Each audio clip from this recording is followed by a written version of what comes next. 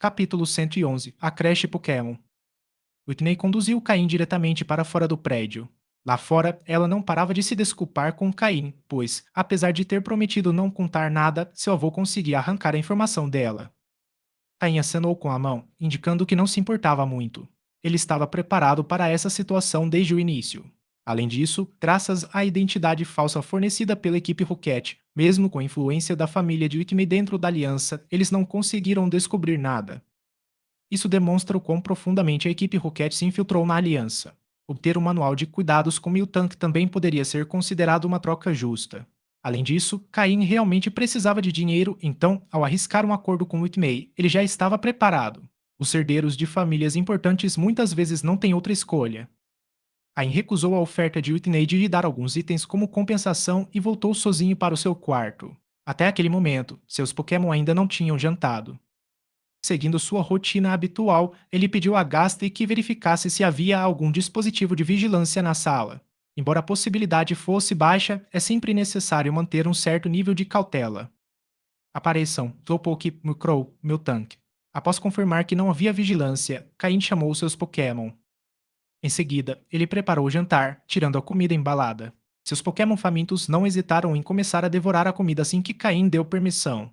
Miltank, que havia se juntado à equipe recentemente, se encaixou perfeitamente depois de conquistar seu lugar com seu leite. Enquanto comiam, os Pokémon trocavam de prato, fazendo questão de experimentar tudo. Após o jantar, eles fizeram sua sessão de treinamento habitual antes de dormir. Caim não fez seu treinamento de meditação, mas realizou exercícios físicos simples ao lado de seus Pokémon. Aos 15 anos, seu corpo estava em pleno desenvolvimento, e a nutrição adequada havia feito com que ele perdesse a aparência esquelética que tinha enquanto estava na Ilha do Julgamento. Na manhã seguinte, seguindo seu relógio biológico, Caim se levantou e deixou o vasto terreno com seus Pokémon.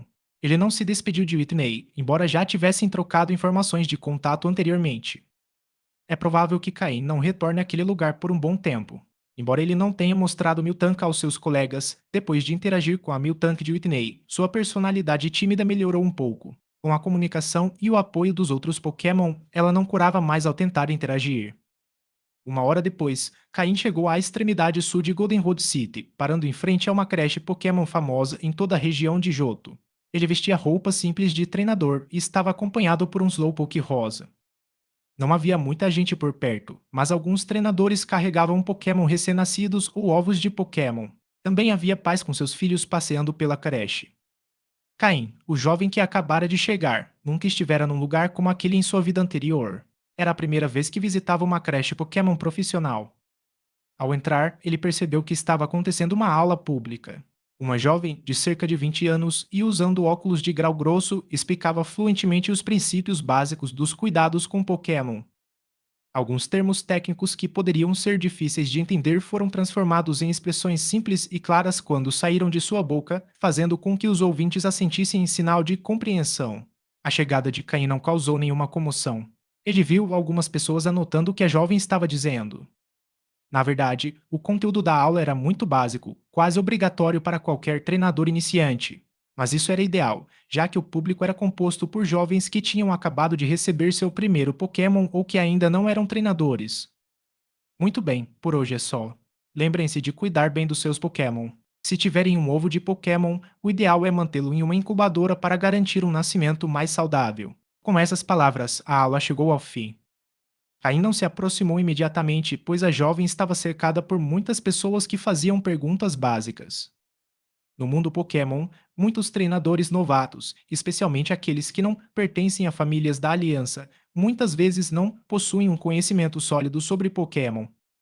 Mesmo aqueles que pertencem à Aliança, como Ash, que eventualmente se tornará um campeão, nem sempre estão bem informados quando começam sua jornada.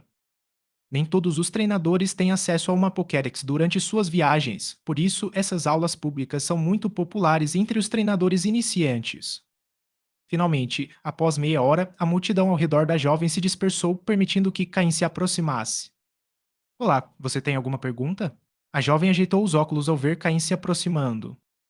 Com licença, gostaria de saber se vocês têm computadores aqui para que eu possa pesquisar informações. Talvez eu tenha encontrado um problema, disse Caim, explicando o que queria dizer. Os computadores aqui não estão disponíveis ao público. No entanto, se você me disser qual é o problema, talvez eu possa ajudar. E se eu não souber, posso perguntar aos meus avós. Eles são os especialistas desta creche, respondeu a jovem após hesitar um pouco. No mundo Pokémon, o conhecimento é rigorosamente protegido. Creches famosas como esta costumam ter informações secretas acumuladas ao longo dos anos, que não são compartilhadas com o público. O fato de oferecerem aulas gratuitas já os coloca entre as creches mais responsáveis. Algumas creches cobram taxas exorbitantes pelas aulas, e os preços para cuidar de Pokémon podem ser extremamente altos. Caim assentiu, compreendendo a situação. Gostaria de perguntar se você já se deparou com um caso em que um ovo Pokémon apresenta todos os índices normais, mas o tempo de eclosão aparece como desconhecido. A jovem ajustou os óculos novamente, apoiando a cabeça na mão enquanto ponderava. Após um instante, sorriu em tom de desculpas. Desculpe, nunca vi um caso assim. Além disso, não sabemos o que esse ovo passou, então é difícil fazer um julgamento. Se você tiver tempo, pode esperar meus avós voltarem. Eles estão em uma conferência de criadores e podem demorar um pouco. Caim estava perguntando sobre o ovo de Larvitar, um assunto que o intrigava bastante. Gostaria de perguntar novamente se posso acessar o computador para pesquisar informações. Não se preocupe, você pode supervisionar o tempo todo para garantir que eu não faça nada inapropriado. Além disso, estou disposto a pagar, insistiu Caim. Capítulo 112 Roubo de dados. A jovem estava um pouco hesitante. No entanto, desde que supervisionasse Caim enquanto ele usasse o computador, não via motivo para não permitir. Normalmente, seus avós permitiam que alguns treinadores próximos usassem seus computadores, já que havia dados confidenciais que só podiam ser acessados com uma senha. O que também despertou seu interesse foi o caso mencionado por Caim, um que ela nunca tinha visto antes. Como especialista em criação de Pokémon, o conhecimento desconhecido sempre aguçava sua curiosidade. Além disso, o jovem à sua frente, com sua aparência honesta, não parecia ser uma pessoa má. Ademais, seu Slowpoke parecia bem cuidado, indicando que Cain era um treinador com um bom nível de conhecimento. Bem, primeiro preciso cadastrar seu cartão de identificação da Aliança e depois você poderá usar o computador sob minha supervisão, disse a jovem após um momento de reflexão. No fim, ela não conseguiu resistir à tentação do conhecimento, revelando seu lado erudito. Caim esboçou um sorriso inocente e acenou com a cabeça em sinal de gratidão. Certo, muito obrigado. Seguindo a jovem, chegaram a uma sala de estudos nos fundos do centro de criação. Lá dentro havia várias estantes cheias de livros. Alguns eram antigos e amarelados, enquanto outros eram mais novos. Havia títulos como Estudo de Ovos Pokémon, Técnicas de Incubação, Fundamentos da Criação de Pokémon. Cada prateleira tinha etiquetas indicando o tema dos livros naquela seção. No canto do escritório havia um computador impecável, o que demonstrava seu uso frequente. A jovem sentou-se em frente ao computador, ligou habilmente, digitou a senha e abriu o banco de dados. Evidentemente, quem mais utilizou este computador foi este jovem estudioso antes de Caim. Assim que tudo estava pronto, a jovem se levantou e indicou que Caim podia começar a usá-lo. Caim acenou com a cabeça educadamente e sentou-se em frente ao computador, procurando informações deliberadamente. Como alguém com conhecimento em criação de Pokémon, Caim sabia exatamente quais termos procurar, o que fez com que a jovem o visse com um novo respeito. O que a jovem não sabia era que, enquanto Caim operava o computador, outra operação estava acontecendo em segredo. Sistema, inicie a análise das informações neste computador, ordenou mentalmente Caim. Em sua vida anterior, quando inseria dados no sistema, ele o fazia dessa maneira. No entanto, o sistema tinha uma limitação: não conseguia acessar bancos de dados pela rede. Somente quando o Caim tocava fisicamente o computador era que o sistema conseguia infiltrar o banco de dados através das microcorrentes elétricas do corpo, sem deixar vestígios. Viv, tarefa iniciada. Tempo estimado: 10 minutos. Iniciando transferência. 10 minutos depois. Tarefa concluída. Caim se levantou e disse: Não encontrei nada útil, mas agradeço mesmo assim. Aqui está meu cartão de identificação da aliança, por favor, registre-me. A jovem estudiosa também ficou desapontada. Não encontrar o conhecimento que lhe faltava deixou-a com um sentimento de vazio. Mesmo assim, pegou o cartão de identificação de Caim e registrou seus dados no computador da recepção. Acho que você é um criador bastante capaz. Mesmo que ainda não tenha encontrado o método de incubação ideal, não desanime. Gostaria de trocar contatos? Posso perguntar aos meus avós hoje à noite e, se você descobrir a solução, por favor, me avise. Eu estaria disposta a trocar informações com você em pé de igualdade, disse a jovem, devolvendo-lhe o documento de identidade. Combinado. A propósito, quanto devo pagar? Pode debitar diretamente deste cartão bancário, disse Caim, forçando um sorriso. Não precisa. Sou mais interessada no ovo Pokémon que você mencionou, respondeu a jovem, recusando a oferta de pagamento de Caim. Para ela, o dinheiro não era o mais importante. Caso contrário, com sua habilidade para ensinar, ela poderia ter ganhado muito mais. Esse ovo de Pokémon, só ouvi falar dele por um amigo. Não o vi pessoalmente, mas tenho interesse em aprender mais sobre o assunto. Ao ouvir que não conseguia ver o ovo, a jovem demonstrou grande decepção. Contudo, o fato de Caim estar interessado em conhecimento fez seus olhos brilharem de entusiasmo, como se tivesse encontrado uma alma gêmea. Com um olhar de profundo pesar da jovem erudita, Caim se retirou rapidamente do centro de reprodução. Após sair, não pôde deixar de enxugar o suor da testa.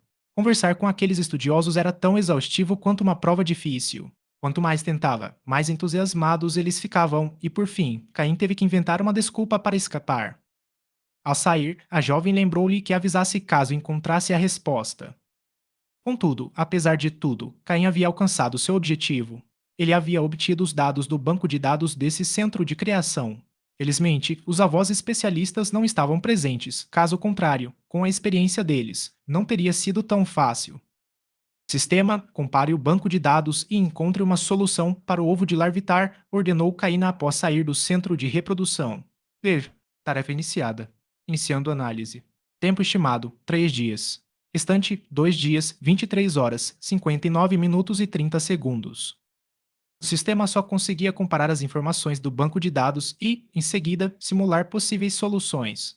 Mesmo assim, a eficácia das soluções só podia ser determinada por meio de tentativa e erro. Mesmo após comparar o banco de dados, o sistema pode não encontrar uma solução definitiva. Mas, na situação atual, Caim não tinha outra escolha senão esperar. Além disso, mesmo que Caim conseguisse chocar o pseudo-lendário Larvitar, ele poderia não ser de muita ajuda imediatamente e, na verdade, poderia se tornar um fardo. Afinal, criar um Pokémon pseudo-lendário exigia uma quantidade astronômica de recursos e, em seus estágios iniciais de desenvolvimento, os Pokémon pseudo-lendários não eram tão úteis quanto outros Pokémon comuns. Mesmo que Caim soubesse como chocar o ovo de Larvitar, ele não optaria por fazê-lo a menos que pudesse fornecer os recursos necessários para o seu desenvolvimento. O que ele precisava fazer agora era continuar fortalecendo sua equipe Pokémon e se preparar para as missões de Umbra e, mais importante, para as provas finais da equipe Rocket. Por ora, Caína estava temporariamente fora da ilha de testes da equipe Rocket, o que já era uma exceção. Antes do fim das provas, Caína ainda precisava retornar à ilha para concluir os testes finais. Se tudo corresse bem, ele poderia ter uma grande oportunidade, mas se falhasse, as consequências seriam inimagináveis. Além disso, Caim se lembrava claramente do que Umbra lhe dissera antes de deixar a ilha. Este julgamento seria diferente. Observando atentamente durante a última avaliação, Caim notara algumas peculiaridades. Resumindo, o que ele precisava fazer agora era melhorar sua força o mais rápido possível.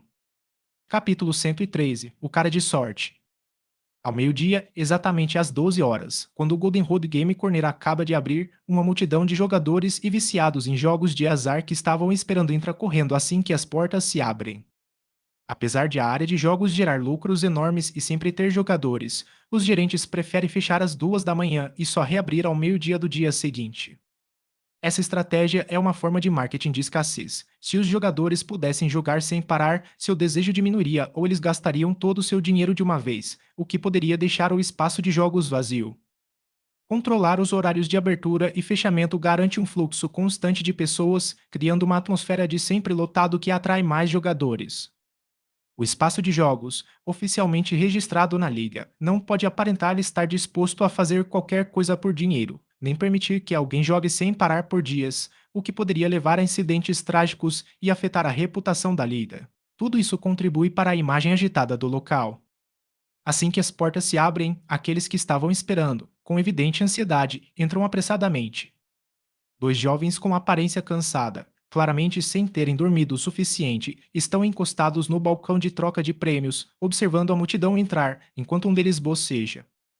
Ei, Sato, você ajustou as máquinas e acomodou as pessoas? Pergunta um jovem com um brinco na orelha, enxugando uma lágrima que escapou durante um bocejo. Relaxa, Wataru. As máquinas estão prontas e os satoris estão a postos. Tudo está pronto para o show, responde o outro jovem, Sato, com entusiasmo. O jovem com o brinco, chamado Wataru, acena com a cabeça em sinal de satisfação, demonstrando uma expressão de aprovação. Essas são táticas comuns no cassino. Para evitar que os jogadores pensem que é impossível ganhar, sempre há alguns atores para mostrar que é possível ficar rico rapidamente.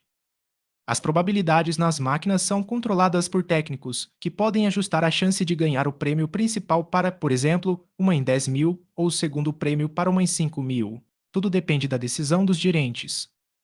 2 horas depois, tudo na área de jogos segue normalmente, com alguns jogadores comemorando pequenas vitórias e outros praguejando enquanto encaram as máquinas, olhos vermelhos, claramente presos ao vício. Ei, Sato, tudo bem? Pergunta Lataru, acordando de um cochilo. Tá tudo sob controle, Wataru. Só tem um cara muito sortudo que já ganhou quase 1.000 fichas, responde Sato, sem conseguir esconder a inveja na voz. 1.000 fichas equivalem a dezenas de milhares de Poké-dólares, uma quantia insignificante para o fliperama, mas uma fortuna para alguém como Sato, que começou a trabalhar lá recentemente. Tem certeza de que é apenas sorte? Nada de estranho? Pergunta Wataru, agora mais alerta. Ao contrário de Sato, o Wataru tem anos de experiência trabalhando no cassino. Apesar de jovem, ele viu muitos veteranos chegarem e partirem, e é um dos poucos que permaneceram para supervisionar o local. Sua experiência lhe diz que algo pode estar errado. Não, ele perdeu mais vezes do que ganhou e nunca acertou o prêmio principal. Ele só teve sorte com alguns prêmios pequenos, responde Sato, hesitando um pouco. Sato observou o rapaz, vendo-o ganhar 1.000 fichas, depois cair para 800 e, em seguida, voltar a subir para mais de 1.000 com um pequeno prêmio. Tudo indicava que ele era simplesmente um jogador de sorte. Talvez seja só um golpe de sorte. Ele provavelmente vai perder tudo em breve. Fique de olho nele. Vou dormir mais um pouco. Estou exausto, diz o Ataru, deitando-se novamente no balcão, e logo adormece de novo.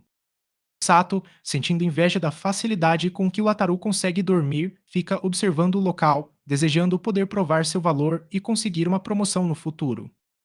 2 horas depois, Sato está encharcado de suor, nervoso e sem saber o que fazer. Finalmente, ele toma uma decisão e acorda o Ataru. O Ataru, acorde. Tem algo errado. O que foi? Respondeu o Ataru, irritado por ter sido acordado, embora agora se sentindo mais descansado. É o sortudo. Ele já ganhou quase 10.000 fichas. Disse Sato com urgência, com suor ainda escorrendo pela testa. O quê? O Ataru salta da cadeira ao ouvir isso. 10.000 fichas equivalem a 1 milhão de Poké-dólares, uma quantia que levaria décadas para eles ganharem com seus salários. Embora essa soma seja pequena em comparação com os lucros diários do cassino, uma perda de mais de 1 milhão chamaria a atenção dos supervisores e eles poderiam se complicar. Vamos lá dar uma olhada, disse o Ataru, levantando-se rapidamente. Sim, responde Sato seguindo de perto. Capítulo 114, obtendo um bom lucro. Quando Wataru e Sato chegaram à máquina caça-níqueis do sortudo, já havia uma multidão ao redor dela. O menino, de aparência comum e expressão um tanto desajeitada, encarava atentamente a máquina à sua frente. Suas mãos estavam sobre a máquina e só se moviam quando precisava inserir moedas, provando que estava vivo. Nossa, nossa, ele realmente tem sorte. Já ganhou bastante coisa. Então, você pode jogar assim, basta continuar inserindo moedas, e mesmo que não ganhe o prêmio principal, os prêmios menores continuarão aparecendo. Nossa, ele ganhou mais do que eu ganho em um ano. Às vezes, os tolos têm sorte. Ei, só por curiosidade, será que ele está trapaceando? Essa taxa de vitórias parece um pouco alta. Você é burro. Se ele estivesse trapaceando, aqueles caras de preto já teriam pegado ele. Além disso, tem alguém ali que ganhou ainda mais. A multidão murmurava ao seu redor. Às vezes, quando você não consegue algo por si mesmo, mas vê outros conseguindo com facilidade, você sente um pouco de ressentimento. Você chamou os técnicos. A máquina está funcionando bem? Perguntou Otaru, não percebendo nada de incomum no garoto. Suas mãos estavam visíveis na máquina, sem nenhuma possibilidade de trapacear. Eles já vieram, verificaram e ainda estão monitorando. Também ajustaram a máquina esta manhã, não há problemas, respondeu Sato em voz baixa. No entanto, à medida que a multidão aumentava, a sorte do menino pareceu acabar. Ele inseriu mais de 100 moedas sem ganhar nada. Garoto, acho que sua sorte acabou. É melhor você trocar suas fichas. Não faz muito sentido continuar, disse um homem de meia idade bem intencionado. Mas o menino parecia não ouvir e continuava a inserir moedas na máquina: 100, 200, 300. No final, inseriu quase 500 fichas sem ganhar nada. Parece que a sorte dele acabou e... Essarararas, não diga nada. Quero ver se ele continua jogando. Alguém murmurou algo com um toque de malícia, mas expressava o que todos estavam pensando. Ninguém mais comentou nada. Wataru e Sato, observando de trás, soltaram um suspiro silencioso de alívio. Parecia que ele não ultrapassaria 10.000 fichas, o que significava que poderiam evitar problemas maiores. Finalmente, depois de o menino ter inserido quase 900 fichas sem ganhar, ele decidiu parar. Quando o número de fichas é alto, os funcionários do fliperama as convertem automaticamente em um cartão de armazenamento, então o menino, embora tivesse muitas fichas, só tinha um cartão. Cada inserção de ficha era virtual, não física. Então, quando o menino se levantou para ir embora, ele só tinha um cartão com o logotipo da casa de jogos. Ignorando os olhares invejosos da multidão, o menino caminhou até o computador para resgatar seus prêmios. Depois que ele saiu, sua máquina se tornou muito popular. Jogadores veteranos sabiam que às vezes havia falhas nas máquinas do fliperama e pensaram que o garoto poderia ter encontrado uma. Outros tentaram copiar o método do menino, escolhendo uma máquina aleatória e começando a inserir moedas sem parar, independentemente de ganharem ou perderem. Mas essas estratégias inteligentes provavelmente só os fariam perder todo o dinheiro. O garoto desajeitado sentou-se em frente ao computador e começou a usá-lo de forma desengonçada, claramente alguém que não usava computadores com frequência. Após 5 minutos de dificuldades, ele finalmente adicionou itens ao carrinho e pagou com o cartão usando as fichas que havia ganhado. Ele resgatou 2 MTS para o movimento proteger e um para o movimento tóxico, gastando um total de 6.000 fichas. Ele converteu as 3.000 fichas restantes em Pokédólares. Ele foi até o balcão, ignorando os olhares de Wataru e Sato, e esperou em silêncio que seus itens chegassem. Logo em seguida, uma porta atrás do balcão se abriu e um homem de meia idade, vestindo uniforme de trabalho, saiu com uma caixa. Ele colocou a caixa sobre o balcão e saiu. Aqui estão seus pertences e um cartão bancário anônimo com 375.000 Pokédólares. Confira tudo, disse o Wataru, mal-humorado, empurrando os itens na direção do garoto. Embora tivessem evitado um problema maior, sabiam que provavelmente perderiam um bônus mensal, o que os deixou de mau humor. Além disso, ver aquele garoto ganhar mais do que eles poderiam ganhar em anos despertou neles uma profunda inveja.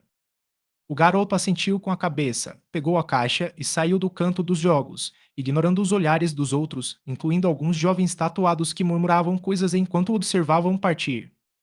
Quando o menino saiu do fliperama, o sol já estava no horizonte. Ele caminhava de cabeça baixa, mas não conseguiu evitar um leve sorriso. Aquele garoto desajeitado era ninguém menos que Caim. Ele havia entrado no cassino Golden Road ao meio-dia, seguindo a multidão. Com sua experiência anterior em cassinos, manipular levemente o sistema interno das máquinas através do seu próprio sistema foi muito fácil para ele. No entanto, para evitar levantar suspeitas, Caim garantiu que seu ganho de fichas não fosse muito rápido. Ele ganhava fichas aos poucos, com mais perdas do que vitórias, mas com um ganho total que excedia as perdas, permitindo-o vencer consistentemente. Caim sabia que, enquanto seus ganhos não ultrapassassem 1 milhão de Pokédólares, ele não chamaria a atenção da gerência do fliperama e só faria com que os funcionários perdessem alguns bônus. Afinal, em um cassino é normal haver vitórias e derrotas. Enquanto o negócio se mantiver lucrativo, a gerência não se preocupará muito com pequenas perdas ocasionais. Sabendo que estava perto de ganhar 1 milhão de Pokédólares, Caim perdeu um pouco de propósito para acalmar os nervos dos funcionários, depois recuperou algumas jogadas necessárias e foi embora. Caim não tinha intenção de transformar a esquina do cassino em seu caixa eletrônico pessoal. Ele sabia que, mesmo usando disfarces, acabaria sendo descoberto se a frequentasse com muita frequência, já que características como altura ou mãos e pés visíveis são mais difíceis de esconder, mesmo que uma pessoa possa mudar sua aparência. Por isso, Caim via o canto dos jogos apenas como um lugar onde podia conseguir alguns MTS e ganhar um pouco de dinheiro de vez em quando, sem voltar por um tempo depois de cada visita. Nossa, o dinheiro realmente pode corromper as pessoas. Caim balançou a cabeça, sabendo que seus ganhos certamente provocariam inveja em alguns. E embora previsse que alguém pudesse tentar roubá-lo, não esperava que fossem tão impacientes. Mal havia saído da área de jogos quando já estava sendo seguido. Quando Caim saiu da área de jogos, alguns dos criminosos que frequentavam esses lugares já o tinham marcado e começaram a segui-lo desajeitadamente. Com sua experiência na equipe Rocket, Caim percebeu facilmente essa tentativa grosseira de fazer um rabo. Capítulo 115. Invertendo a busca. No entanto, as pessoas que tinham Caim como alvo não eram meros bandidos comuns. Eram membros de uma pequena gangue em Golden Road City, embora nem sequer se qualificassem como uma gangue de verdade, mal conseguiam formar uma pequena organização. Esses indivíduos passavam os dias rondando salas de jogos com a intenção de atacar aqueles que pareciam fracos, mas que tinham a sorte de ganhar dinheiro nas máquinas. Hoje, a aparência de Caim correspondia perfeitamente ao perfil do alvo deles. Além disso, Caim havia ganho uma quantia considerável de dinheiro, o que despertou a ganância deles. Mantiveram distância, seguindo Caim sem fazer movimentos bruscos, aguardando que outros membros do grupo se juntassem a eles. Embora Caim parecesse fisicamente fraco, como se qualquer um pudesse derrotá-lo facilmente, eles seguiam as ordens de seu líder. Não importava a aparência da presa, deveriam sempre atacar com força total. Sua organização era tão frágil que preferiam esperar até terem uma vantagem maior antes de agir. Um deles já havia enviado um sinal, e não demorou muito para que seu líder chegasse com todos os membros para iniciar o ataque. Para eles, a quantia de 1 milhão de Poké-dólares era considerável, o suficiente para justificar tal demonstração de força. Caim, por sua vez, facilitou as coisas para eles dirigindo-se a uma área menos movimentada. No complexo traçado de Golden Road City, ele começou a se mover de um lado para o outro e, em pouco tempo, entrou em um dos becos da cidade velha. Seu comportamento só fez com que os bandidos se sentissem mais confiantes, com medo de perder sua grande presa. Caim lançou uma Pokébola e chamou seu Murkrow. Essa situação era ideal para ele, e como Caim usava uma máscara de pele humana completamente nova, não havia risco de sua identidade ser revelada. Além disso, como estavam em uma área quase deserta, além de Caim e seus perseguidores, não havia mais ninguém à vista. Com a diminuição da luz, aqueles que seguiam Caim começaram a ficar impacientes. Alguns, mais impulsivos, deixaram de se esconder e aceleraram o passo, diminuindo a distância até Caim. Embora vissem o Murkrow em seu ombro, não sentiram necessidade de recuar, pelo contrário, ficaram ainda mais furiosos. O que eles não sabiam era que Caim, que estava à frente, vinha controlando o ritmo para garantir que não o perdessem de vista. Seus lábios começaram a se curvar em um sorriso e até mesmo o Murkrow em seu ombro pareceu animado, mal conseguindo conter sua ansiedade. Desde que deixara a Ilha dos Desafios, Murkrow não tivera uma luta decente e seu desejo de combate reprimido estava finalmente prestes a ser totalmente liberado. A luz do dia estava se esvaindo e os becos começaram a escurecer. As poucas pessoas que restavam haviam desaparecido completamente da vista. O líder do grupo que seguia Caim julgou que aquele era o momento perfeito. Ele fez um gesto com a mão, sinalizando para que todos atacassem. A seu sinal, aqueles que já estavam impacientes aceleraram o passo, correndo diretamente em direção a Caim. Ao ouvir os passos apressados atrás de si, Caim pegou a Pokébola que continha seus Opuk e, de repente, acelerou, virando rapidamente para outro beco. Depressa, sigam-no, gritou o líder, percebendo que Caim os havia descoberto. Eles deixaram de se esconder e começaram a persegui-lo com toda a força, convocando os seus Pokémon mais rápidos. Após sobreviver na ilha do desafio por mais de meio mês, Caim não era mais o jovem fraco e magro que costumava ser. Embora não tivesse uma constituição musculosa, seu corpo havia sido significativamente treinado na selva. Além disso, graças ao treinamento deliberado durante esse período, Caim era fisicamente muito superior a esses bandidos de rua. Movendo-se com a agilidade de um leopardo, Caim percorreu os becos da cidade. Com a escuridão a seu favor, despistou rapidamente seus perseguidores. No entanto, em comparação com Caim, que era um forasteiro, os membros da pequena gangue conheciam Golden Road City muito melhor, tendo crescido lá e passado seus dias vagando pelas ruas. Portanto, eles não estavam preocupados em perder Caim de vista. Dividam-se em duplas, ordenou o líder. Para maior segurança, ele decidiu que o melhor seria que se deslocassem em duplas. Embora achasse que tomar tais precauções contra um jovem fosse excessivo, sabia que havia muitos jovens no mundo com grande força. Seus subordinados, que claramente já haviam trabalhado juntos antes, rapidamente se agruparam e se espalharam pelos diversos becos. O que eles não sabiam era que a pessoa que procuravam agora estava vestida de preto, praticamente invisível nos becos escuros. Um par de olhos frios, desprovidos de qualquer emoção, os observava em silêncio enquanto se separavam. Caim ajustou a respiração, tentando permanecer em silêncio. O Murkrow em seu ombro também se tensionou, pronto para atacar a qualquer momento. Essa inversão de papéis entre caçador e presa era o que ele mais apreciava. Os bandidos, que antes tinham vantagem numérica, possuíam Pokémon como Rattata, Beedrill e PJ, Pokémon comuns.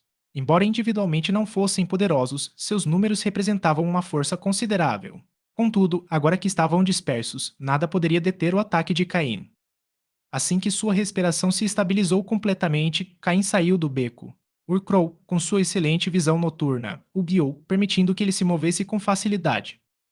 O Gastly, que até então se escondia nas sombras, também apareceu ao lado de Caim. Naquele ambiente, era como se fosse o seu reino. Não demorou muito para que Caim avistasse dois de seus perseguidores. Gastly aproximou-se furtivamente e, antes que os Pokémon dos bandidos pudessem reagir, usou o movimento hipnose para fazê-los dormir. Em seguida, Murkrow, com sua velocidade e poder de ataque, derrotou todos os Pokémon com um único golpe.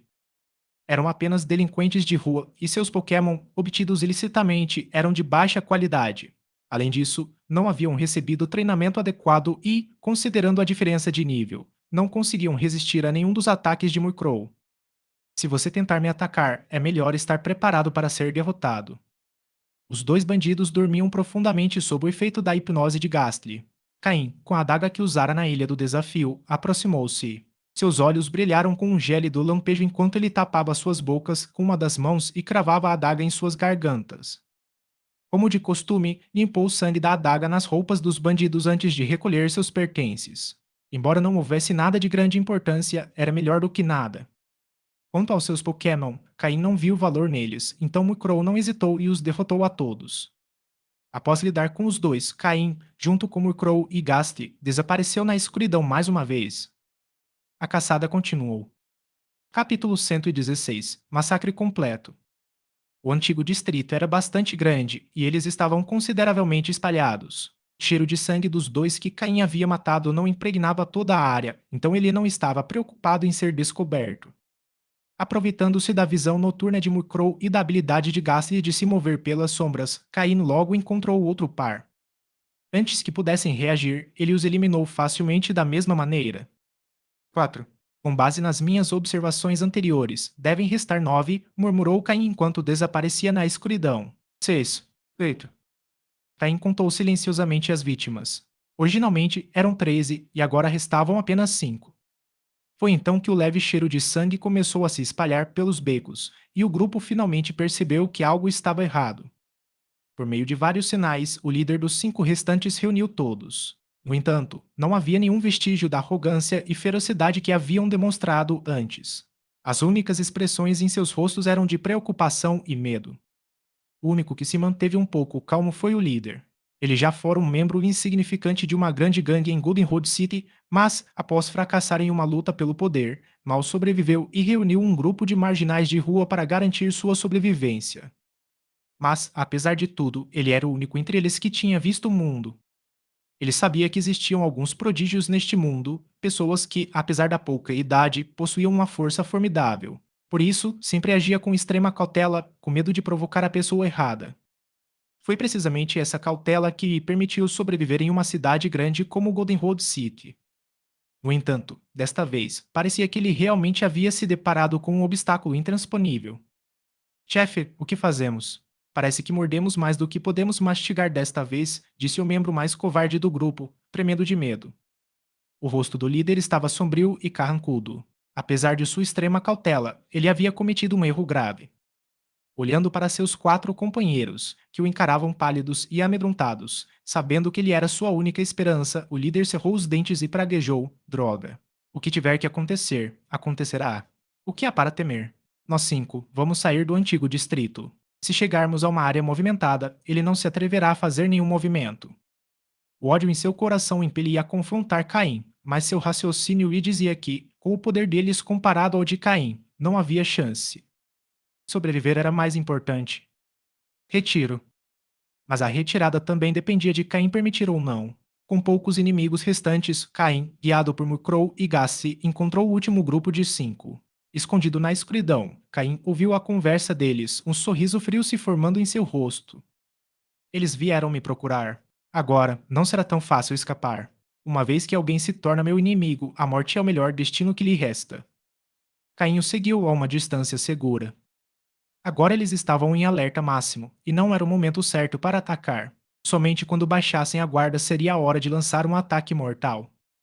Caminhando lentamente, atentos ao que os rodeava, após cerca de 10 minutos, os cinco estavam finalmente perto de deixar o bairro antigo. As luzes brilhantes da cidade os atraíam. Ufa, finalmente estamos quase saindo. Estou morrendo de medo. Nunca mais volto aqui, disse o mais covarde, suspirando de alívio e dando um tapinha no peito. Ao ouvirem suas palavras e perceberem que apenas um beco os separava da segurança das luzes da cidade, todos soltaram um pequeno suspiro de alívio. Eles só precisavam atravessar aquele beco para estarem seguros. Era o que todos pensavam. Após ficarem em estado de alerta máximo por 10 minutos, eles relaxaram um pouco. Este era o melhor momento para atacar. Caim não hesitou. Ele avançou em direção a eles como Crow e Gastly, cercando-os rapidamente. Gastly usa hipnose. Murkow, ataque o líder. Não lhe deem chance de reagir, ordenou Caim em voz alta. Fekek, Gastly acelerou, movendo-se pelas sombras e alcançando os cinco num instante. Gastly usou hipnose, tendo como alvo principal os cinco humanos. Os cinco, ao verem o súbito aparecimento de uma sombra fantasmagórica, ficaram atônitos, mas quando reagiram, já era tarde demais. Seus corpos começaram a falhar, especialmente as pálpebras, que pareciam pesadas como montanhas, obrigando-os a fechar os olhos. O único que conseguiu reagir foi o líder. Um grito mental de isto é ruim, mas seu corpo já não respondia. Ele mordeu a língua com força, a dor aguda o arrancando do transe da hipnose e rolou no chão, desviando por pouco do ataque de Murkrow. Murkrow, errando o primeiro ataque, não o perseguiu, mas aproveitou a oportunidade para eliminar os Pokémon dos outros. Após usar a hipnose, Gastly entrou em confronto com o Pokémon do líder. Embora não fosse forte o suficiente para vencer, Gastly conseguiu atrasá-lo sem problemas. Gastly era conhecido por ser particularmente problemático. O líder, após desviar do ataque de Murkrow, suportou a dor na língua e tentou alcançar uma Pokébola em seu cinto. Plan. Ar. Um pé pisou em sua mão, pressionando com força. Olhando para cima, ele viu o jovem que antes lhe parecera inofensivo. Mas agora não havia nenhum vestígio da expressão muda e perdida de antes. Seus olhos penetrantes brilhavam com uma frieza gélida, encarando-o sem qualquer emoção, como se estivesse olhando para uma fera prestes a ser abatida. O pé de Caim pressionava sua mão com uma força incrível, como um torno que aprendia firmemente no lugar. Por mais que tentasse, ele não conseguia movê-la. Murkrow, finalize esse Pokémon. Murkrow obedeceu às ordens de Caim e juntou-se a Gastly na luta. Sob o ataque combinado, o Bedril do líder foi derrotado sem chance de resistência. Ao ver seus Pokémon serem mortos diante de seus olhos, impotente para fazer qualquer coisa, uma expressão furiosa cruzou o rosto do líder. A frieza que ele havia desenvolvido na grande gangue ressurgiu. Com a outra mão, ele sacou uma faca da cintura e a apontou para o pé de Caim. Mas Caim foi mais rápido. Sempre atento aos seus movimentos, Caim arremessou sua própria faca, atingindo com precisão a outra mão do líder. Com um grito de dor, o líder deixou cair a faca. Caim se agachou, olhou nos olhos dele e disse friamente: Na sua próxima vida, não provoque aqueles que você não deve. Dito isso, ele puxou a faca da mão e, com um movimento rápido, cortou a própria garganta. Ele chutou o corpo sem vida para o lado, pegou as pokébolas do cinto e as guardou no bolso. Em seguida, verificou se havia objetos de valor e ferramentas de armazenamento, colocando-os em seu anel. Os Pokémon dos bandidos não me interessavam, mas os Pokémon do líder tinham algum valor. Capítulo 117 O Nascimento de Skorupi. Quando Caim reapareceu nas ruas de Goldenrod City, ele estava usando novamente a máscara que o identificava como membro da Liga. Esse método de ter múltiplas identidades permitia que ele agisse como bem entendesse em muitas situações. Contanto que controlasse para que suas identidades não interferissem umas nas outras, ele conseguia evitar muitos problemas. Por exemplo, quando acabara de lidar com aqueles bandidos, ele usava a máscara de um jovem taciturno. Mesmo que alguém tentasse investigar, não conseguiria encontrar nenhuma pista que o ligasse a Caim. A cidade de Goldenrod à noite era ainda mais bonita do que durante o dia, com luzes cintilantes iluminando toda a cidade em um esplendor multicolorido. Caim não se abalou nem um pouco por ter acabado de matar alguém. Desde sua vida anterior, quando passou a compreender plenamente este mundo, ele se acostumara a dias tão sangrentos.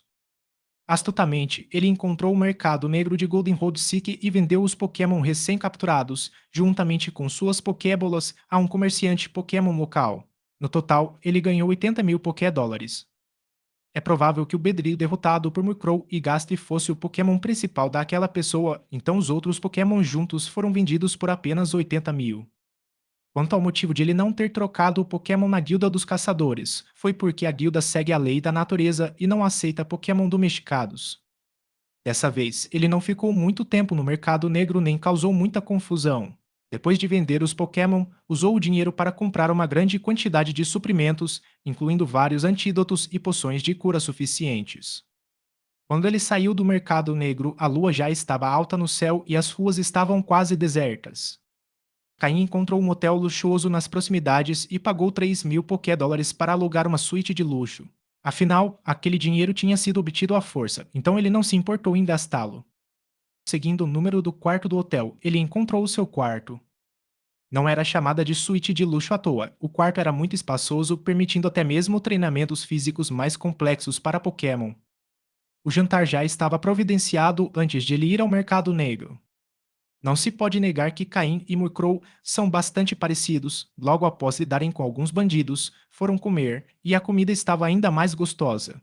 Murkrow, depois de liberar seu desejo de combate há muito reprimido, comeu com mais entusiasmo do que o normal. No entanto, Slowpoke ficou um pouco desapontado por não poder participar da luta. Após entrar na sala, Caim trancou a porta e Gastly, por iniciativa própria, começou a inspecionar a segurança do local. Amanhã seria a hora de partir de Goldenrod City. Aina havia comprado anteriormente a localização de algumas colônias Nidoran confiáveis no mercado negro. Embora as missões de caça não gerem grandes lucros inicialmente, à medida que você sobe de nível, as recompensas se tornam mais atraentes. Agora, ele precisava subir de nível rapidamente. Assim que se sentou no sofá, pronto para planejar como chegar à cidade de Mogno, Dusty o interrompeu de repente. O que foi, Gastly? Perguntou Caim ao perceber o comportamento estranho de Gastly à sua frente. Fekeg. Gastly soltou uma risada e mergulhou direto na sombra de Caim. Será que ao observar o comportamento de Gastly, Caim teve um palpite? Como Caim suspeitara, Gastly logo emergiu de suas sombras novamente, desta vez segurando uma incubadora em suas mãos esfumaçadas. Ao ver a incubadora, os olhos de Caim brilharam. Scorupi. Ao pegar a incubadora contendo o ovo de Scorpi das mãos de Gastly, ele viu que o tempo de eclosão indicado era inferior a 5 minutos. Slowpoke e Murkrow também perceberam as ações de Gastly e se aproximaram com expressões de alegria. O primeiro membro da equipe Aikodir também seria o mais jovem do grupo. A chegada de um novo companheiro de equipe geralmente traz alegria, e o treinamento foi interrompido enquanto Caim e seus 4 Pokémon observavam atentamente o ovo Pokémon. Slowpoke sentiu isso com mais intensidade. Com seu domínio dos poderes psíquicos, ele podia sentir claramente a vibrante energia vital dentro do ovo e os batimentos cardíacos cada vez mais fortes. O tempo, que normalmente passava rápido, parecia ter parado, cada segundo parecia durar horas. Finalmente, os 5 minutos se passaram e o ovo começou a tremer levemente. A incubadora abriu-se lentamente, como se estivesse desabrochando, quando a contagem regressiva terminou. O ovo Pokémon estava agora totalmente exposto ao ar, e um leve vapor violeta começou a aparecer ao redor do ovo, que agora tremia com mais vigor, como se algo dentro dele estivesse lutando para se libertar. Ah! A primeira rachadura apareceu no ovo, e o vapor violeta ao redor, como se procurasse uma rota de fuga, correu em direção à fissura. Com a ajuda do vapor violeta, a rachadura se expandiu cada vez mais, e os estalos se tornaram mais frequentes à medida que as fissuras se espalhavam por todo o ovo. Bom, finalmente, a casca do ovo não resistiu mais à força do pequeno ser que continha e se quebrou completamente, revelando um pequeno Pokémon azul e violeta diante de Kai. O pequeno Pokémon, do tamanho da palma da mão, estava cheio de energia. Seus olhos azuis fitaram Caim, demonstrando proximidade e um pouco de curiosidade. Sua cauda, que ocupava metade do seu corpo, estava ereta e suas pequenas pinças brancas estavam levantadas acima da cabeça, agitando-se no ar como uma criança pedindo um abraço. Bem-vindo a este mundo, pequeno A. Ao ver a pequena criatura que demonstrava tanta proximidade com ele, Caim sorriu sinceramente e estendeu a mão em direção a Scorupi. Scorupi olhou para Caim e depois para a mão dele, hesitou por um momento antes de pular alegremente sobre ela. Caim imediatamente tirou uma garrafa de leite que havia obtido de Miltank e, depois de colocar um canudo na garrafa, colocou-a diante de Skorupi e disse: Experimente, tenho certeza de que você vai gostar. Skorupi, que acabara de nascer, gastou muita energia para quebrar a casca. Ao ver Caim oferecendo-lhe algo para comer, cheirou o canudo com curiosidade. Sentindo um aroma peculiar de leite, seus olhos brilharam e ele começou a beber com entusiasmo. Enquanto bebia, achava o leite cada vez mais delicioso e, por fim, arrancou a garrafa inteira das mãos de Caim. Suas pequenas pinças seguravam a garrafa perfeitamente, muito mais pesada que ele, e entre um gole e outro, Skorupi emitia pequenos sons de alegria. Enquanto Skorupi bebia o leite, Caim ativou o sistema para analisar seus dados. Pokémon, Skorupi azul claro. Sexo, masculino. Nível, com. Tipo, veneno mais inseto. Habilidade, atirador de elite. Item segurado, nenhum. Movimentos de ovo, grito, agilidade, cauda venenosa, perseguição.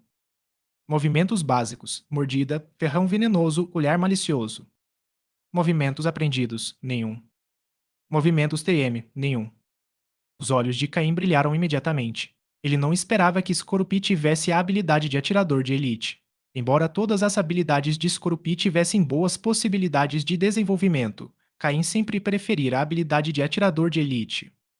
Capítulo 118 Direção do crescimento. A habilidade atirador permite aumentar o poder dos golpes críticos. Se no futuro Caim encontrar um item que aumente a taxa de acerto crítico de Skorupi, ele, ou sua evolução Drapion, se tornará seu atacante com maior dano instantâneo. Especialmente para Pokémon cujos tipos são fracos aos ataques de Skorupi, eles serão derrotados quase instantaneamente se atingidos em um ponto crítico, mesmo que haja uma diferença de nível de até 5 níveis. Além disso, para surpresa de Caim, Skorupi já conhece dois golpes úteis, Cauda Venenosa e Agilidade, o que demonstra seu talento. A cor azul clara de sua qualidade é a mais alta entre os Pokémon de Caim. A diferença no poder de combate entre Pokémon de cores de qualidade diferentes é significativa, mesmo que estejam no mesmo nível. Após o nascimento de Skorupi, Murkrow e Slowpoke ficaram particularmente felizes. Eles queriam acariciar o pequeno, mas temiam machucá-lo devido à sua força. Essa atitude de querer acariciá-lo, mas sem usar, fez Caim sorrir. Para lhes dar confiança, Caim acariciou o casco de Skorupi. Ainda não estava duro e tinha uma textura ligeiramente áspera. Seguindo o exemplo de Caim, Murkrow e Slowpoke acariciaram gentilmente o pequeno Skorupi, que estava tão concentrado em beber leite que não percebeu o carinho. Logo, Skorupi terminou a mamadeira e, após um arroto satisfeito, subiu pelo braço de Caim até seu pescoço, onde gentilmente aninhou a cabeça antes de adormecer. Suas minúsculas pinças agarraram firmemente as roupas de Caim e, apesar de seu tamanho, Skorupi se segurou com tanta força que nem mesmo correr o faria cair. As pinças de Skorupi possuem pequenos ganchos que se prendem facilmente às fibras do tecido. A menos que sejam puxadas com firmeza, é difícil soltá-las. Depois que Skorupi adormeceu, Murkrow e Slowpoke deram uma última olhada nele antes de retomarem seu treinamento básico. Skorupi acabou de nascer e ainda é um bebê. Ele passará a maior parte do tempo dormindo. Caim não pretendia colocá-lo em sua Pokébola imediatamente, pois não havia problema em mantê-lo do lado de fora, e seu pequeno tamanho dificultava que alguém percebesse que ele era uma criatura viva. Antes de evoluir, Skorupi é um Pokémon do tipo venenoso e inseto. Ao evoluir para Drapion, seus tipos mudarão para venenoso e sombrio. Embora seus tipos mudem, ele não esquecerá seus golpes do tipo inseto, o que aumentará sua versatilidade ofensiva. Golpes do tipo inseto são eficazes contra os tipos grama, psíquico e sombrio. Golpes do tipo veneno são eficazes contra os tipos grama e fada. Golpes do tipo sombrio são eficazes contra os tipos fantasma e psíquico. Embora alguns desses tipos se sobreponham, os golpes do tipo inseto ainda são bastante poderosos. No mundo Pokémon, o tipo veneno é um dos mais perigosos. Ao contrário dos jogos, os Pokémon aqui podem liberar toxinas a qualquer momento, não apenas durante seus movimentos. Essas toxinas podem ter efeitos como corrosão ou paralisia. Na natureza, os Pokémon do tipo veneno são os mais temidos. O envenenamento é um dos status mais perigosos, e os antídotos são essenciais, embora nem sempre sejam eficazes devido à variedade de toxinas. Skorupi, embora recém-nascido, já possui toxinas em seu corpo. À medida que cresce, essas toxinas se desenvolverão e formarão um órgão especializado, tornando-o ainda mais letal. Caim decidiu que, com a habilidade atirador de elite, Skorupi não adotaria a estratégia de desgaste usada por Gastly. Em vez disso, ele se concentraria em infligir um veneno mortal que derruba os oponentes com um único golpe. Skorupi seria como uma cobra-rei, capaz de derrotar inimigos num instante. Para alcançar esse objetivo, Caim buscará itens que aprimorem o veneno de Skorupi, reservando suas toxinas até que seu órgão de veneno esteja totalmente desenvolvido. Além disso, Drapion poderá aprender uma variedade de golpes, tornando um atacante muito versátil. Com o leite de Miltank, Caim está confiante de que Skorupi passará rapidamente da fase infantil para a fase juvenil, momento em que seu treinamento começará. Com um sorriso, Caim observou seus 4 Pokémon continuarem o treinamento. Por um instante, ele parou de pensar nos planos de crescimento de Skorupi, confiando em sua experiência passada para gerenciar o processo. Ele pegou o manual de treinamento psíquico que recebera de Sabrina e começou a lê-lo novamente. Apesar de já o ter lido várias vezes, sempre encontrava algo novo, como se os textos simples pudessem ser analisados sob diferentes perspectivas, revelando resultados distintos. Caim não pôde deixar de admirar o autor do manual, embora lamentasse ter apenas a primeira parte e que ela não estivesse completa. De repente, Caim sentiu um impulso. Sistema, quanto tempo resta para concluir a análise da tarefa de aprimoramento rápido da habilidade psíquica? Devido à expansão do banco de dados, o tempo de análise foi prolongado. Tempo restante: 6 horas, 31 minutos e 42 segundos, respondeu o sistema. Parece que a inclusão de dados adicionais prolongou o tempo de análise. Amanhã de manhã, devo ter os resultados, pensou Caim. Capítulo 119. Os Pokémon no pico. O sol da manhã mal havia surgido quando um jovem de aparência comum, vestido com o uniforme padrão de treinador da liga, apareceu nos arredores do norte da cidade de Goldenrod. Ao lado dele caminhava um Slowpoke rosa claro, e em seu ombro estava empoleirado um pequeno Pokémon azul-violeta. Se não se olhasse com atenção, seria difícil confirmar que se tratava de um Pokémon. Caim acordou antes do amanhecer e saiu de Goldenrod City, aventurando-se pelas florestas ao redor da cidade em busca de um Nidoran. Em suas mãos, ele segurava um mapa com vários pequenos círculos desenhados, marcando áreas onde era provável encontrar Nidoran. Ele havia comprado essa informação no dia anterior de um informante no mercado negro. Embora não fosse totalmente confiável, pelo menos evitou que Caim tivesse que procurar às cegas. Comparando a colina próxima com o mapa, Caim confirmou que estava no primeiro local marcado possível e dirigiu-se diretamente para lá, seguindo as indicações do mapa. Embora a colina parecesse próxima, levou quase uma hora para ele chegar lá. Felizmente, Caim já estava acostumado às duras condições da Ilha do Julgamento, então a floresta nos arredores da cidade de Goldenrod pareceu um pequeno bosque. À medida que se aventurava mais profundamente na natureza, os sinais de atividade humana tornavam-se menos frequentes, enquanto os níveis dos Pokémon selvagens começavam a aumentar.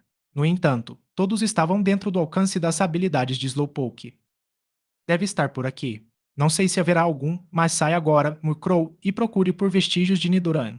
Caim liberou a Pokébola de Murkrow. Como um Pokémon do tipo voador, Murkrow podia usar seu amplo campo de visão para ajudar na busca. Além disso, naquele lugar remoto, não havia necessidade de se preocupar em ser visto com seus Pokémon.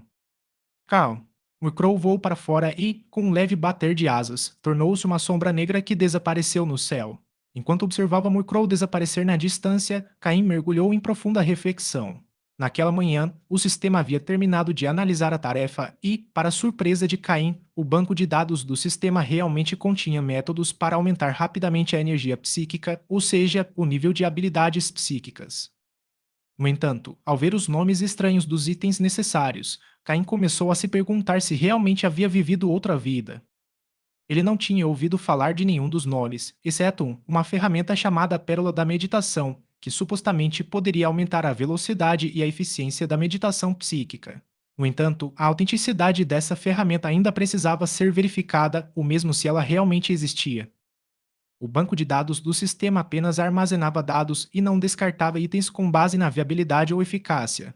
Mesmo que o sistema filtrasse alguns itens, Caim não podia ter certeza absoluta de sua eficácia.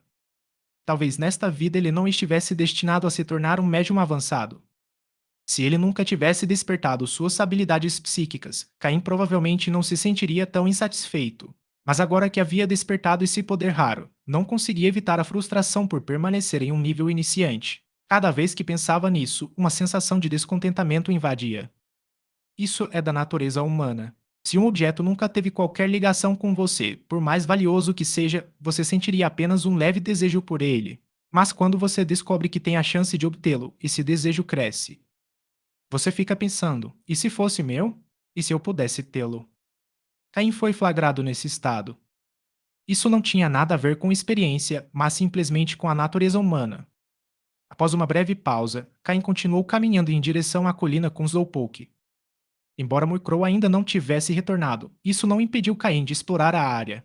Não era necessário encontrar um Nidoran para que ele capturasse um Pokémon. Se encontrasse um Pokémon relativamente raro ou com grande potencial, Caim o capturaria também. Afinal, tudo se resumia a dinheiro. À medida que subia a colina, os níveis dos Pokémon selvagens começaram a flutuar significativamente. Abaixo, os Pokémon eram numerosos, mas em torno dos níveis 13 ou 14. No entanto, na colina, os níveis rapidamente saltaram para 18 ou 19, com até mesmo alguns Pokémon de nível 20 aparecendo. Mas a qualidade desses Pokémon não era muito alta. Era claramente perceptível que a frequência de Pokémon de alta qualidade na natureza era significativamente menor do que na Ilha do Julgamento.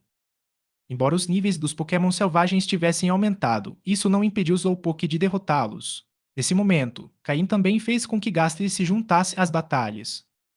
O nível de Gastly era inferior ao do resto da equipe, então aumentar o número de batalhas ajudaria a acelerar seu progresso. Afinal, para que Gastly começasse a demonstrar seu potencial de combate, ele precisava evoluir. No entanto, devido a isso, o progresso tornou-se mais lento.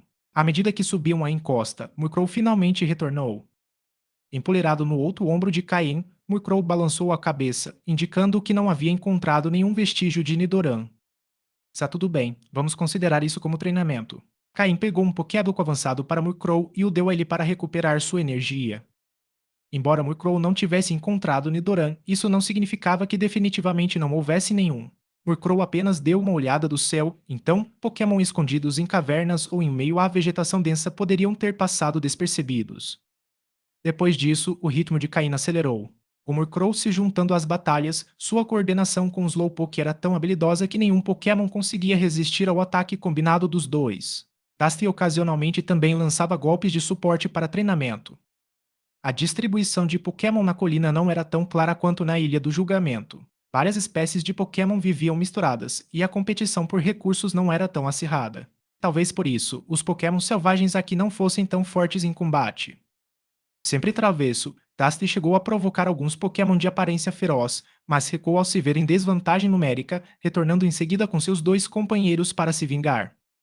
Caim não comentou muito sobre isso, pois fazia parte da natureza de Gastly, embora não pudesse deixar de gostar. No entanto, quanto mais se aproximavam do pico, menos Pokémon encontravam. Chegaram até a achar áreas desertas, sem qualquer vestígio de vida. Parece que tem um Pokémon forte lá na frente, pensou Caim. A causa mais provável dessa situação era a presença de um Pokémon selvagem muito poderoso ou um grupo forte, no auge de seu poder. Mas, com base no que havia observado até então, Caim acreditava que se tratava de um único Pokémon selvagem poderoso. Murkrow e Slowpoke também haviam notado isso. Como Pokémon, sua sensibilidade superava a de Caim. De repente, sentiram uma nova onda de energia. As batalhas anteriores tinham sido emocionantes, mas seus oponentes eram fracos demais para causar um impacto duradouro. No entanto, esse possível oponente poderoso despertou o interesse deles. Tassi, o trapaceiro, também guichou animadamente ao seu lado, sem demonstrar o menor sinal de preocupação. Já que todos querem dar uma olhada, vamos nos recuperar um pouco e encarar isso com força total. Vendo a empolgação de seu Pokémon, Caim sorriu. Capítulo 120, Arbok. Caim liberou seu melhor assistente na equipe, Miltank, que forneceu o leite mais nutritivo para Murkrow e Slowpoke, ajudando-os a recuperar suas energias. Com o apoio adicional de Pokéblocs avançados, eles rapidamente atingiram seu desempenho máximo. Muito bem, já descansamos o suficiente.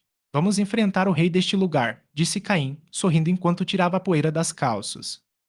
Cal, é Dom. Que? Prontos para a batalha, Murkrow e Slowpoke pareciam animados, enquanto Gastly simplesmente queria participar para não perder a ação. Sabia que provavelmente não seria páreo para aquele Pokémon, mas, como um bom espectador, não queria perder o espetáculo. Quanto a Miltank, ela manteve sua postura pacífica, sem procurar confusão, e Caim não tinha intenção de fazê-la lutar. Então, ela simplesmente ficou de lado, apreciando o entusiasmo de seus companheiros de equipe. O grupo dirigiu-se diretamente ao topo da colina. Ao contrário da densa floresta na encosta, as árvores no cume eram muito mais esparsas e quase nenhum Pokémon selvagem podia ser visto. No centro do cume, um corpo púrpura se enroscava em uma grande árvore, preguiçosamente tomando o sol e mostrando sua língua bifurcada. Era um Arbok. O grupo de Caim apareceu lentamente em seu campo de visão, fazendo com que Arbok levantasse a cabeça. Os enormes olhos em seu peito, conhecidos como olhos intimidadores, estavam totalmente expostos, e a frequência com que sua língua se movia aumentou visivelmente.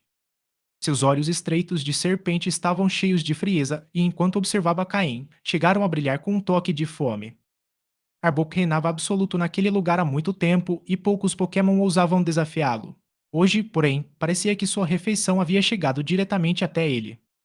Antes de assumir o controle deste território, Arbok atuava no mundo humano e estava bastante familiarizado com bípedes. Não porque representassem uma ameaça, mas porque eram deliciosos. Este era um Pokémon devorador de humanos. Quando os olhos intimidantes de Arbok ficaram totalmente à mostra, Caim sentiu um leve sobressalto e franziu a testa. Será que foi a habilidade intimidar? Contudo, isso não afetou muito Murkrow e Slowpoke. Embora a habilidade Intimidate pudesse reduzir seu poder de ataque, não diminuiu seu desejo ardente de lutar. Arbok desceu lentamente pelo tronco da árvore, suas escamas roxas raspando no chão e produzindo um som desagradável. À medida que se aproximava, o som de sua respiração tornou-se mais evidente para Caim e sua equipe. Quando estava dentro do alcance de escaneamento, o sistema exibiu as informações de Arbok diante dos olhos de Caim. Pokémon, Arbok verde claro.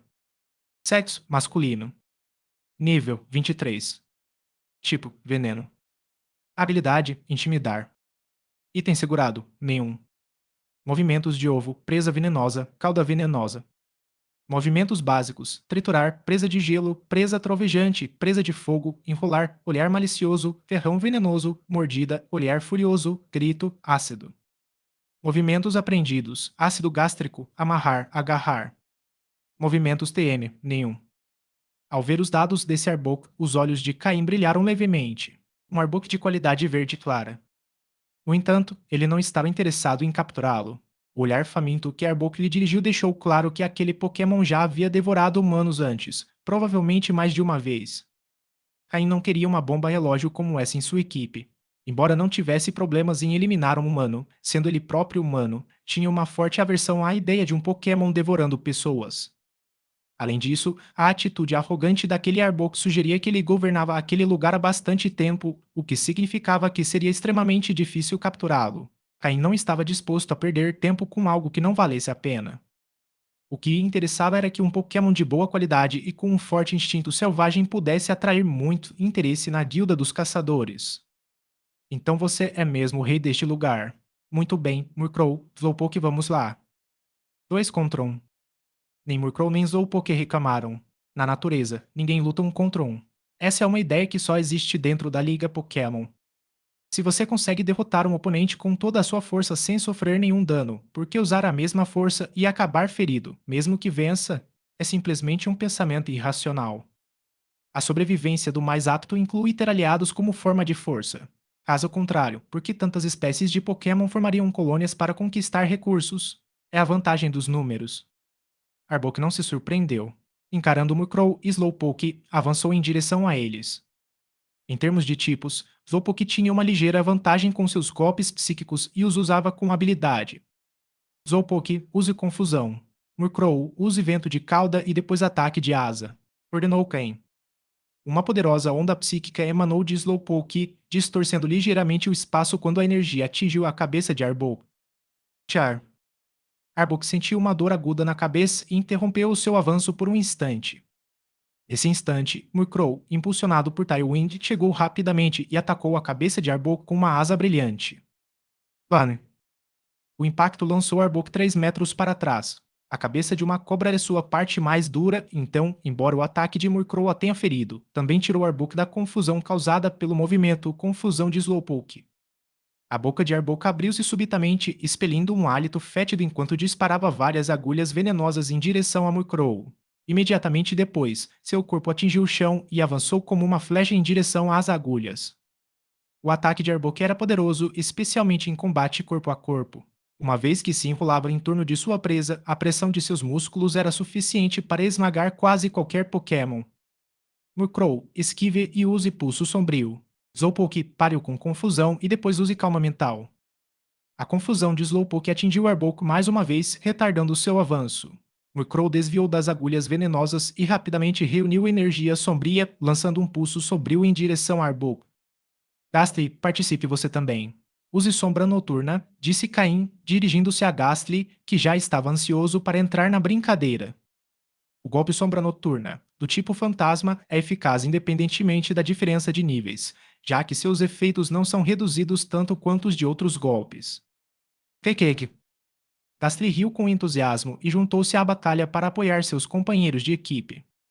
Arbok finalmente percebeu que seus oponentes eram extremamente fortes e perfeitamente coordenados. Além disso, aquele pequeno Pokémon rosa continuava usando movimentos psíquicos, tornando ainda mais difícil para Arbok se aproximar.